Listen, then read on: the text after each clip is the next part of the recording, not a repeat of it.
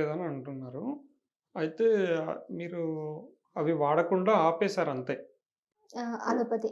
కాదు. Hills. Heels వాడకుండా హ్మ్. ఆపేసారు. అవునవును. ఒకప్పుడు ప్రాబ్లమ్ వాడేదాన్ని. ఉంది. హ్మ్. అంటే దానికి కరెక్ట్ ట్రీట్‌మెంట్ దొరకలేదు. అవును. First point. కరెక్ట్ ట్రీట్‌మెంట్ దొరకలేదు. కరెక్ట్ ట్రీట్‌మెంట్ దొరికితే అది తగ్గిపోతుంది. సో, మీరేంటంటే రిస్క్ ఫ్యాక్టర్స్‌ని అవాయిడ్ చేస్తున్నారు. కానీ ఎగ్జిస్టింగ్ ప్రాబ్లమ్ అలాగే ఉంది.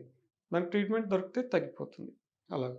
దానికి ట్రీట్‌మెంట్ అంటే ఇప్పుడు మడమ నొప్పి హీల్స్ ఆపేసారు. అది నొప్పి ఎక్కడుంది? ఎక్కడొస్తుందో చూసుకొని దానికి డ్రై నీడ్లింగ్ ట్రీట్‌మెంట్ చేసుకున్నట్టయితే గనక లోపల నుంచి ఉన్న ప్రాబ్లమ్‌ని మనం క్లియర్ చేస్తే హ్మ్. అప్పుడు మీకు ప్రాబ్లమ్ తగ్గిపోయి బాగయిపోతారు.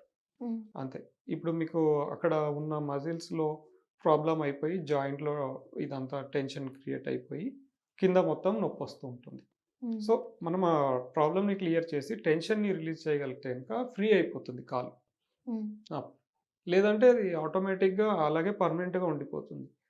అక్కడనే మనకు డ్రై నీడ్లింగ్ హెల్ప్ అయ్యేది. హ్మ్. అక్కడే ఇలాంటి మెయిన్. ఆ!